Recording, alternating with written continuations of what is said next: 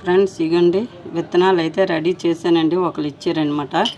ఇది పుల్ల బీరకాయలండి. ఇవి అంటే నేతి బీరకాయ అంటారు కదా. ఇవేమో మిరపకాయలు, సూర్య మిరపకాయలు అంటారు. పొడవుగా కాస్తాయండి, ఇలా నిలువుగా కాస్తాయి అన్నమాట. చెట్టుకి పైకి ఉంటాయండి, కిందకు ఉండవు కాయలు. ఇవి ఇది చిక్కుడుకాయలదండి. ఇది వేరే చిక్కుడు అనుకుంటున్నాను. ఇవేమో కందికాయలండి, కంది మొక్కలు అనమాట. ఇవి పెద్ద కాయలు వస్తాయి. అలాగే ఇవి మనకి బెండకాయలండి, బెండకాయల మొక్కలు. ఇది మామూలుగా మనకి బీరకాయ పోద్దండి. ఇదైతే బీరకాయ. ఇదైతే ఏటంటారో చిక్కుడుకాయలదేనండి, కానీ నాకు తెలీదు ఇది ఏంటనేది.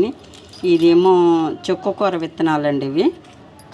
ఇదైతే ఎర్ర తోటకూర అండి, వేద్దాము. ఇదేమో మనకి గోరు చిక్కుడండి. ఇది కూడా వేసుకుందాం.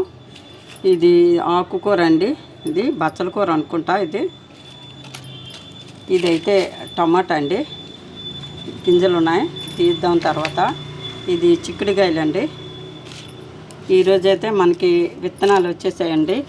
ఈ విత్తనాలన్నీ కూడా మనం కొంచెం వర్షం పడాక దీన్ని గోళాల్లో వేసుకున్నాం అనుకోండి, చక్కగా మనకి అన్నీ కూడా మనకి వచ్చేస్తుంది. ఎర్ర తోటకూర మాత్రం కంపల్సరిగా ఎర్ర తోటకూర వేస్తానండి.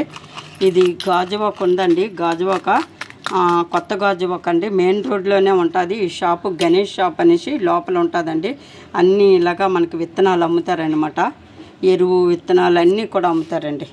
మీరు ఎవరైనా కావాలంటే అక్కడికి వెళ్ళొచ్చు, తీసుకోవచ్చండి.